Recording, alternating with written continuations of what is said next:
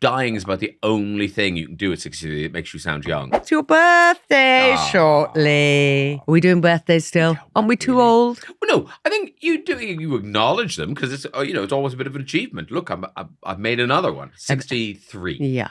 There. That's nothing. I said it. Yeah. Yeah. Well, no, it does feel like nothing. Isn't it weird? I thought when I hit 60, there's no getting around 60's old. And then I hit it and went, oh, actually, it's fine. I like looking at the obituaries and seeing how old people are.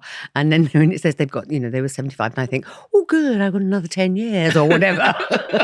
But we are at an age now where if we die, nobody would say, oh, too young. Dying is about the only thing you can do at 63 that makes you sound young. Maybe I should try it. Getting a natural erection. Is that another one? I don't know. I don't have a penis. There must be other things that you can do at 63. Visit an old people's home. Yeah. To see all those things that make you look young.